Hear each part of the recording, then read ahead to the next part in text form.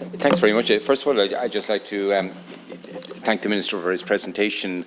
And, you know, our committee has now been asked to examine the Citizen Assembly report on biodiversity loss, and it does make compelling reading.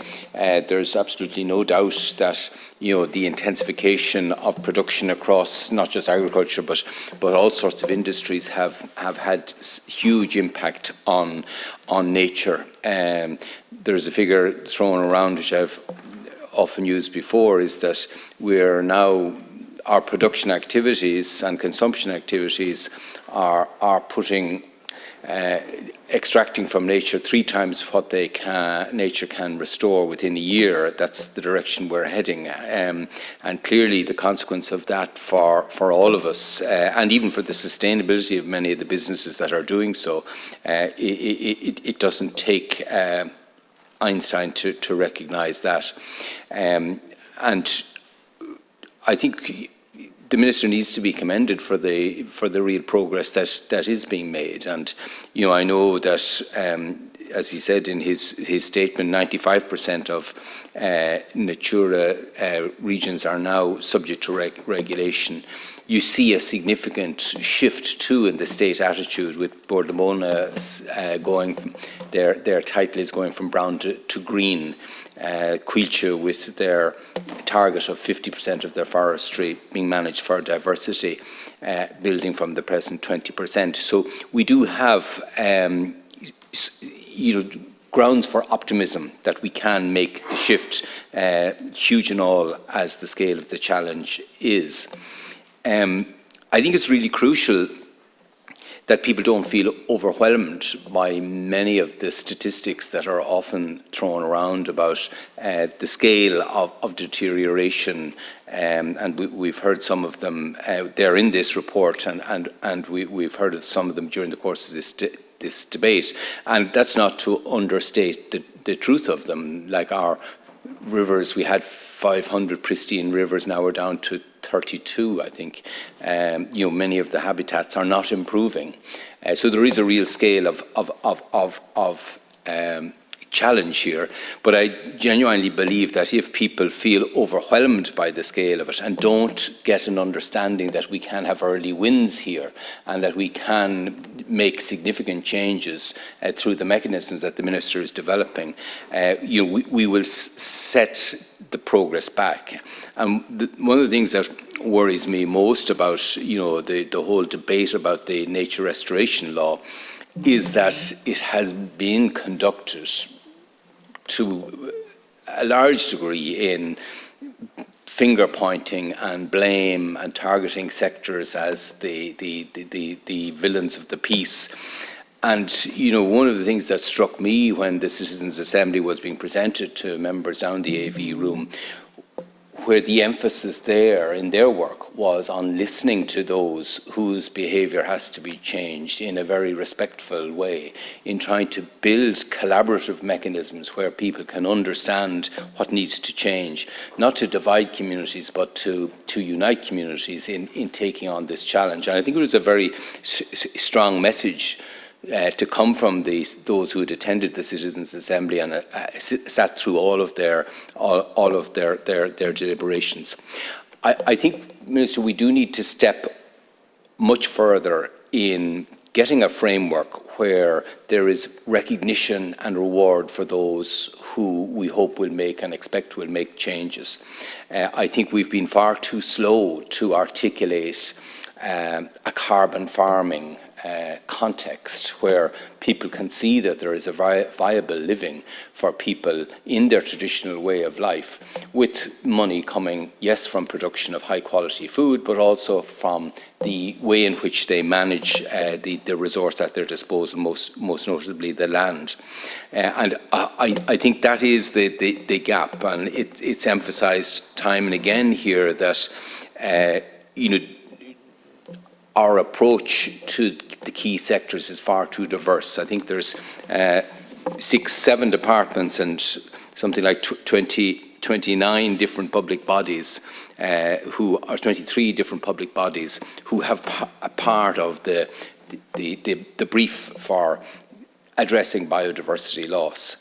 And it's very difficult to see that as a basis for greater coherence. So I think we need to move towards budgetary systems that can, tell people that this is a way that you can see a viable living for yourself on the land.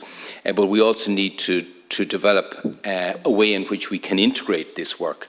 Now, Minister, I give a very strong plug for embracing the circular economy as an approach that ought to be at the core of this.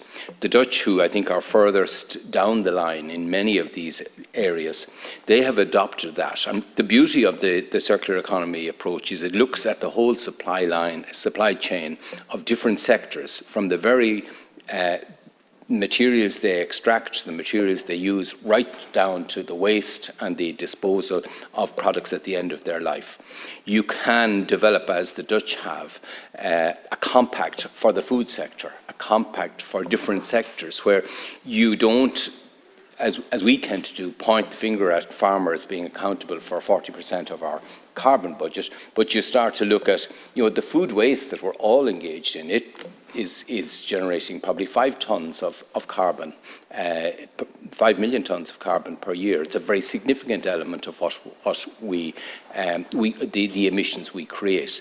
It also looks at our consumption decisions. So, we as a community, if we were to look at our consumption, our emissions are 75% higher than if we look at our production.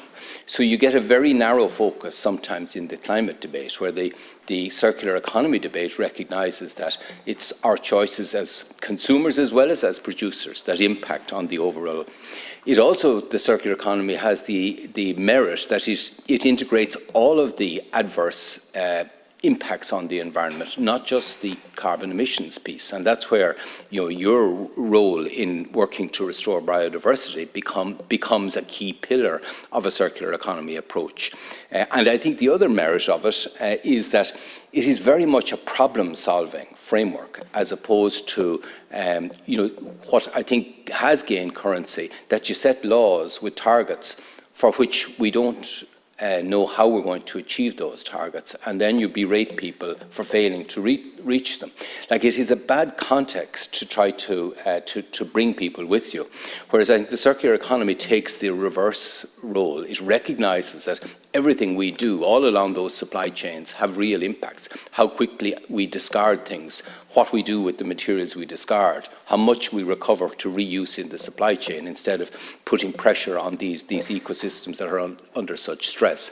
It creates a framework within which all players within the sector can together sit down and address it. And the other thing that I fear about the debate that we have had here, when the government creates a framework for, forestry or whatever else, we shouldn't be regarding significant private investors wanting to be part of that as some way hostile to our objectives. If we don't change the framework in which major companies make their investment, and we see it being channeled into frameworks that we have established, we are going to be only working at the fringes of the challenge. So I think there is an appetite among major industry to make changes, to recognise that biodiversity has to be restored, that we're not treating nature correctly.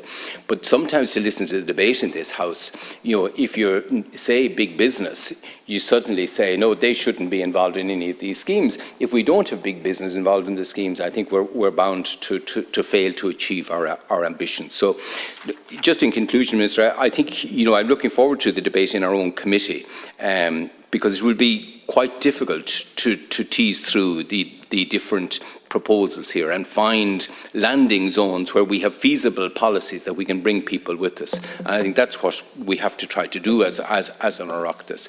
But I do commend you for the work you are taking on here. I think you've brought greater shape into our thinking about it.